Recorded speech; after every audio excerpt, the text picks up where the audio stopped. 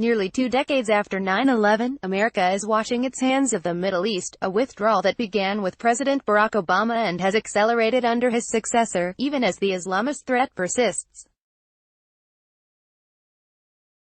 The pullout of U.S. troops from northern Syria, for example, raises legitimate fears of ISIS regrouping, as well as utterly hypocritical criticism from the very Obama ITES who presided over ISIS's rise. Lost amid the rancor that attends every Trumpian move, however, are the philosophical and theological crises that lie behind the Islamist threat.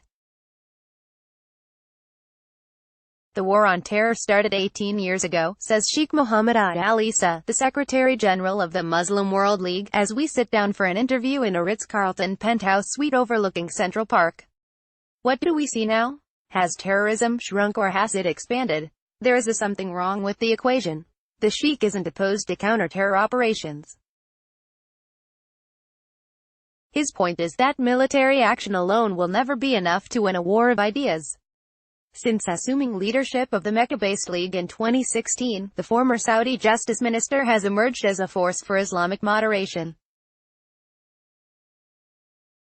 His main project is to change how Muslims understand their own faith, in relation to other religions, to non-Muslim majority states in the case of the Muslim diaspora and, especially, reason itself. God's reasonableness is a complex question, the subject of a vast theological library. In some strands of Islam, God is believed to be so utterly beyond human understanding that he can demand unreasonable violence. Yet Isa is committed to an eminently reasonable vision of God.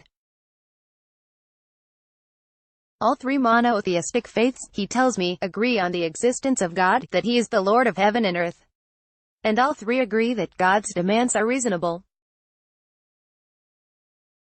Whether we realize the reasonableness of God's demands, whether we can penetrate into it, we all agree that his demands are reasonable. Whether Isa's vision succeeds theological is for Muslim scholars to judge. But its practical fruits are undeniable. He has vowed to visit Auschwitz next year to commemorate the 75th anniversary of the camp's liberation. And in a letter to the U.S. Holocaust Memorial Museum, he decried the show as an event whose horrors could not be denied or underrated by any fair-minded or peace-loving person. No small step for a leader in a region where Holocaust denial is part of the ideological air people breathe. As important, Isa's League regularly convenes Muslim imams and scholars to change their minds. We talk to Muslims in non-Muslim countries, he says. We tell them to respect the constitutions of the countries where they live in, likewise the culture. You have to show compassion and respect for others who hold non-Muslim beliefs. He has even called on our own reps,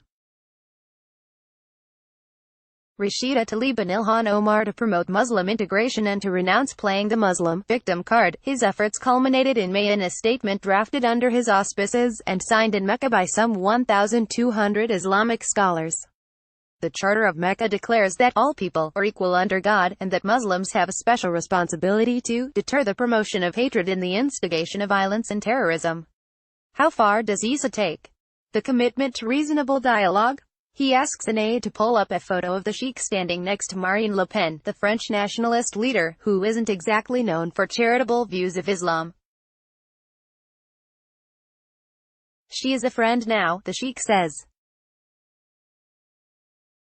She told me, why isn't everyone else teaching what you teach? She has the right to say what she wants, especially when she said, I'm not against the existence of Muslims. I have one point, I fear for the French culture, and I don't want anyone to hurt our culture. The Sheikh's response, me, too. He is protective of Saudi culture and so understands the non-Muslim majority's anxieties about Islam's place in their societies. Those Muslims who do not agree with Western concepts, Isa says, they are free to leave. They can't impose their ideologies on the majority. They can use channels like courts, parliaments and so on, but at the end of the day they have to respect the laws of the land. Fair, but is he also worried about the rise of aggressive secular liberalism in the West, the kind that seeks to banish faith, Islam as much as Christianity, from the public square? Let's assume the secularists vote that all religion is wrong.